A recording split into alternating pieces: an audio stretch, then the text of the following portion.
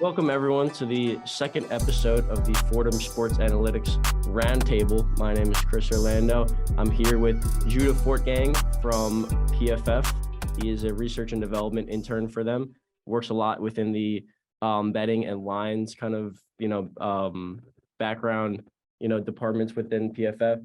Just, one thing to note, we're not promoting too much betting on here, but it's good to just get a good feel of the market, working within how it goes hand in hand a lot with analytics, and there's a lot of data manipulation going on within that. So Judah, if you want to introduce yourself.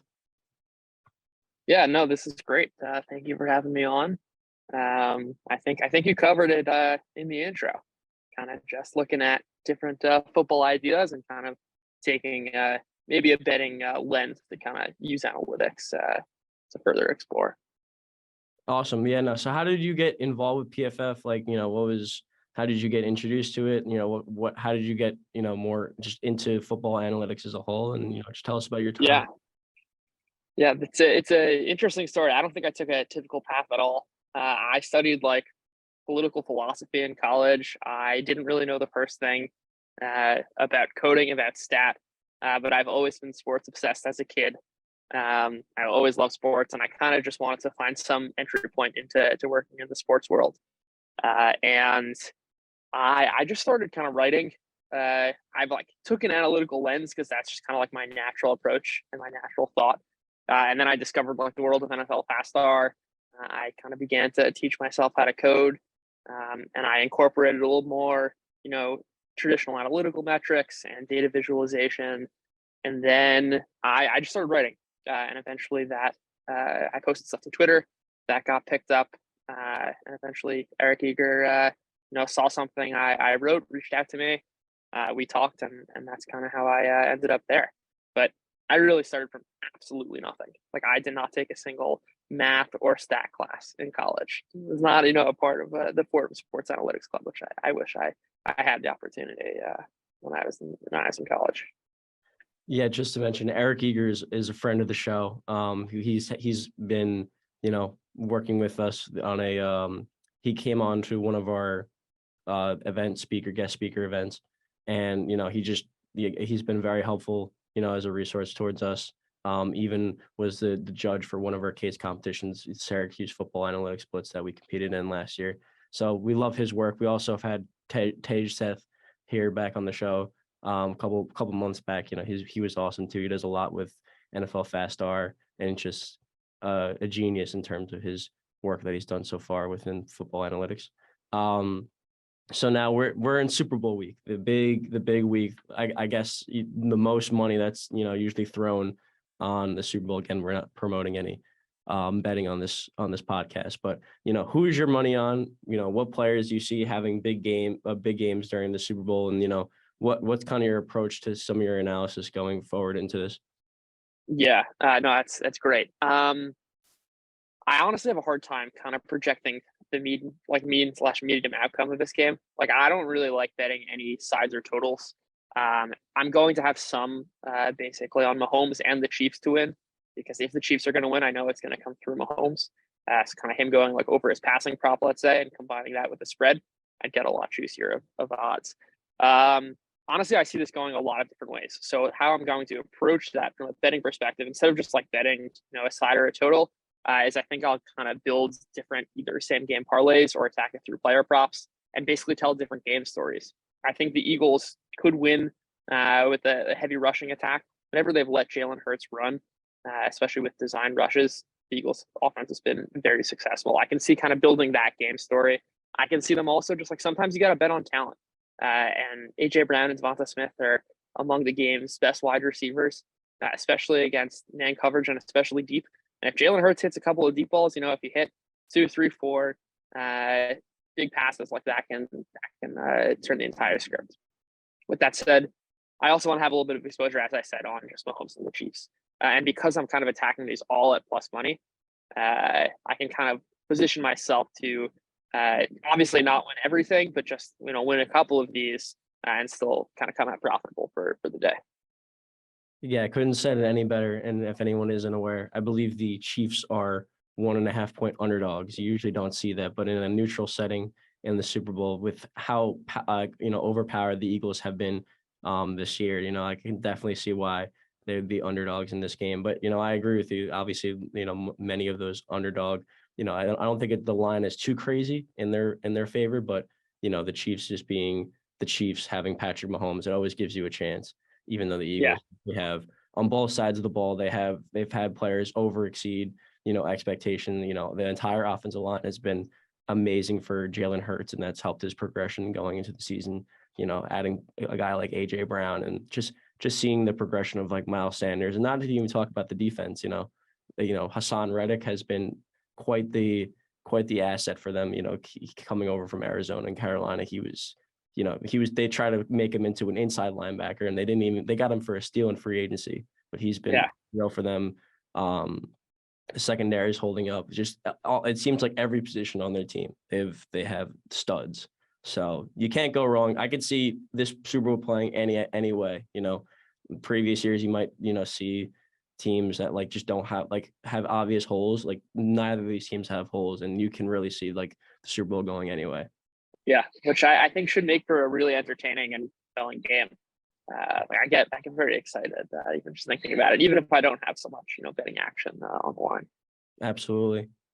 So what kind of as a holistic standpoint, moving towards the rest of your bets and some of the stuff that you put on Twitter, what is your approach to any kind of prop? When watching the eye test, what do you see stuff like from not only like a data standpoint but also just watching the games? Like how do you approach some of your some of the lines that maybe offered?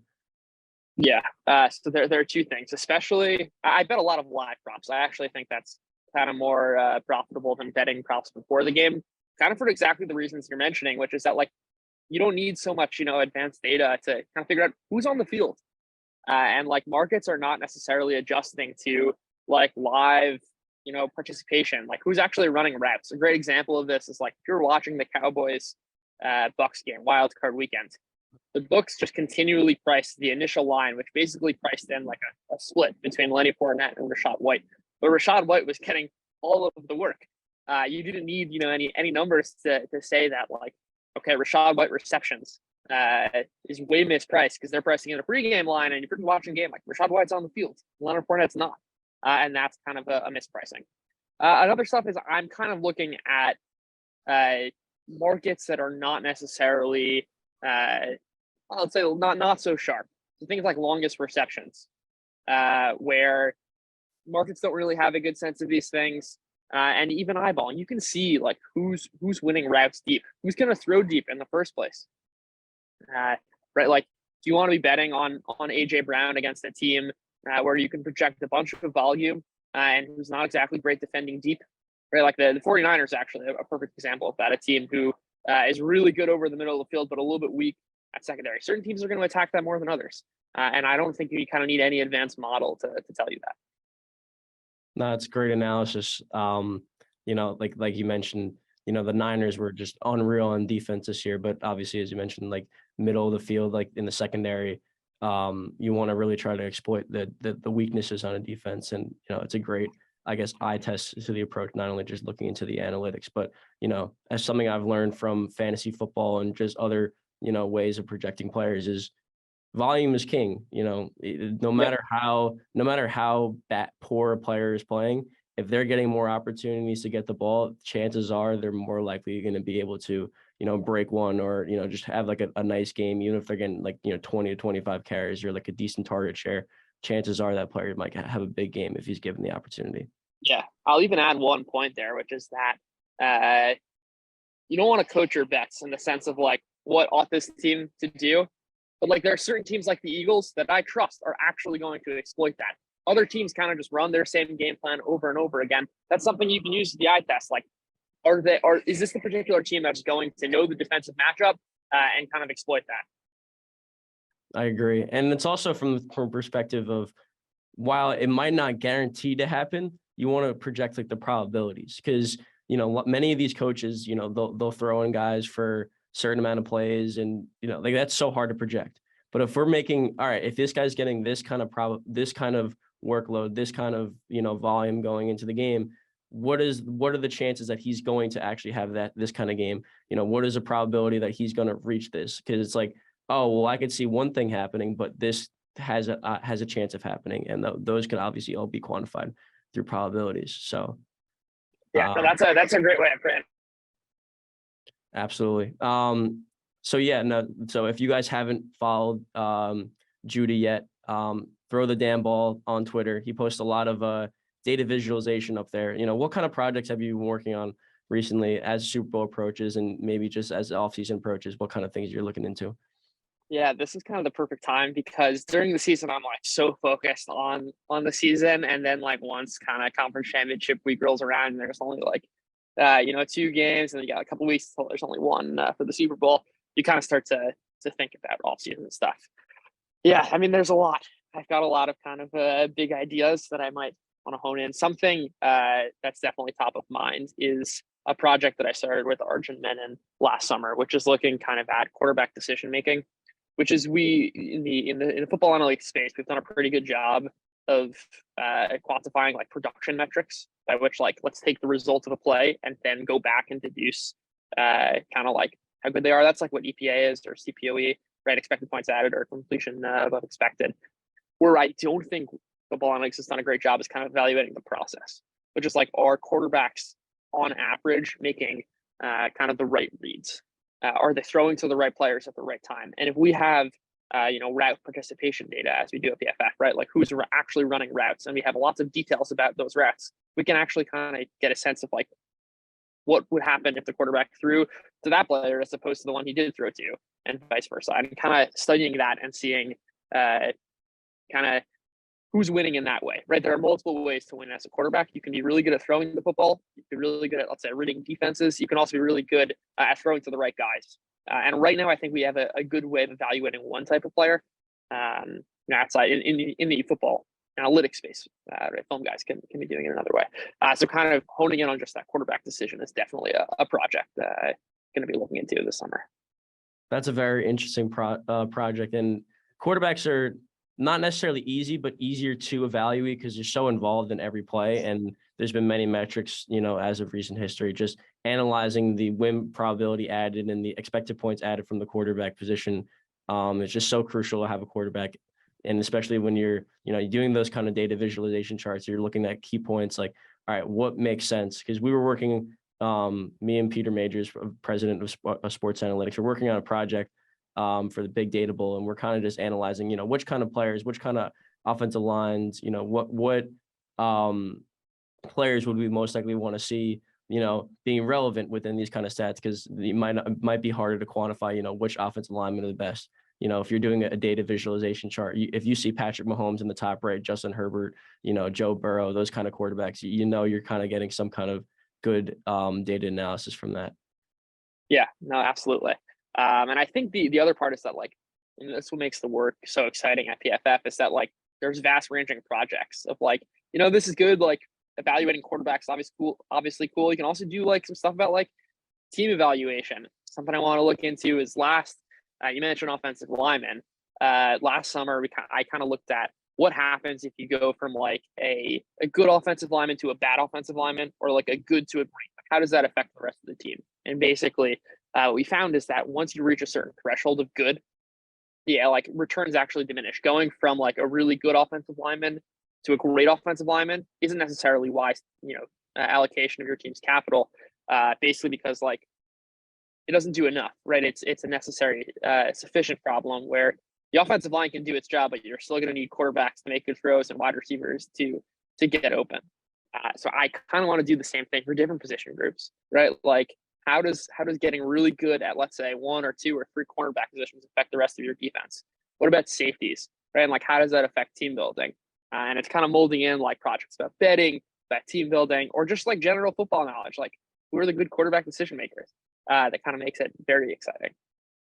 I couldn't agree with you more. And just the biggest question that many NFL GMs are kind of asking is, what is the most ideal roster construction? Because, are you trying to throw more money towards your quarterback, your wide receivers, your offensive linemen, your edges, the more important positions? or do you want to build your team, with average players at those important positions and kind of get the best of the best at positions like running back, safeties, defensive tackles. Those positions are very much overlooked. And you see some teams, having success in the NFL right now, like the 49ers, they're utilizing a lot of their cap space on linebackers, Fred Warner, Christian McCaffrey, positions like that.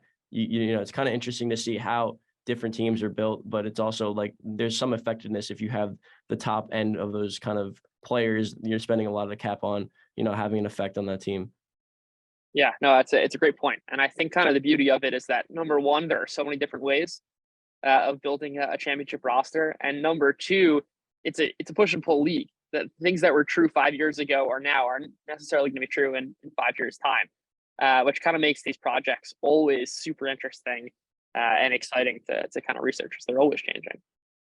Yeah, I like to see some kind of research project potentially, maybe sports and our club might be working on it, or maybe PFF's been working on it, but the most ideal, I guess, roster construction, because there's just so many ways that you can potentially build a team. And, you see a lot nowadays where quarterbacks, when there's a big quarterback year, a lot of draft capital is being traded to, acquire a quarterback, the CJ Strouds, the Bryce Youngs, even Will Levis. So, you see a lot of these mock, I guess, trades, trying to get that franchise quarterback, because, even when you have, players being paid more at other positions, the biggest advantage to that is having to pay a quarterback on a rookie contract.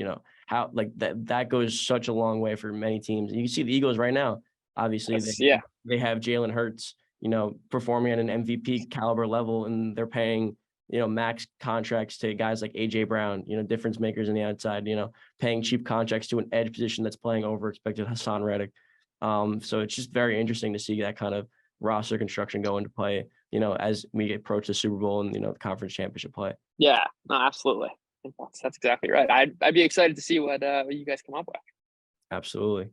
All right. So, kind of pivoting into more of, some advice for our club members. What is your approach to, or just advice you may have for any kind of advanced coding, data visualization skills? Like, what did you kind of, how did you approach, learning basic programs like Python, or a lot of those analytical, programming languages, as well as, any kind of data visualization that you guys use over at PFF or for your own use? Yeah, I mean, number one thing is like have a research project in mind, right? Like I don't think you're going to, number one, learn as well if you're kind of just like following a tutorial of just like a bland, like something you don't care about. So what I recommend is just have something interesting that you want to research, that you want to articulate through a visualization, and just like dive in and use whatever online materials. I didn't mean to say you shouldn't follow tutorials. Of course you should, especially the football ones, which are all out there. And Ben Baldwin's did a wonderful job, kind of laying out all these different tutorials on NFL FastR. But have a project in mind, and you're going to kind of, through that process, come up with a bunch of different questions. It'll be very frustrating, but that's actually when you do the most learning, because it's when things are not clean, right? When you're following a tutorial, everything's clean, everything's laid out in front of you. But when you kind of encounter issues as you're going through the research project, like that's actually what coding is going to be like afterwards, kind of when you get past this initial step. And I think just diving in, understanding that it's going to take a while, you're going to be much slower than, say, someone who already knows what they're doing. Like, that's totally normal. It's totally fine. And just ask a ton of questions. Something, I don't know why I didn't do this, but early on I was like afraid to ask people questions. And it's like slowed my growth. But especially in this space, like if you're on Twitter, just like ask, you can feel free to DM me, of course. Just ask a bunch of questions, have a research project in mind, and dive in. I think that's kind of the best way to learn both, coding skills, data viz, all of those sorts of things. I'm sure some people from our club will definitely take advantage of that. Throw the damn ball on Twitter. He definitely posts a lot of very interesting, data visualization out there, and kind of motivates, people like myself to get better at, my coding skills and data visualization skills. Because not only does it, very much impact, your, I guess, work within the football analytics space, but it goes a long way. Any job you have working within any kind of analytics uses a lot of data visualization, and, when you're doing something you love, you're doing those kinds of projects, I can definitely agree that, those kinds of skills are very useful. Yeah, I'll just add one more thing that I'm thinking about now, which is that like I think there's a lot of, maybe I just have this in my head, that like coding is the thing that you have to get great at, as opposed to like coding is a vehicle, I think, towards providing good analysis, right? Data visualization is a vehicle towards providing good and like easy to understand analysis of some sort. That like I wouldn't get too lost on the actual vehicle, and more so like the end product is what matters the most, right? It's like providing good research and like getting good at coding for coding's sake, important and valuable, but it's really only insofar as it can kind of do the thing you want it to do. That like I wouldn't get too lost in kind of like the nitty gritty of the coding as opposed to just like focus on the kind of final result in the process.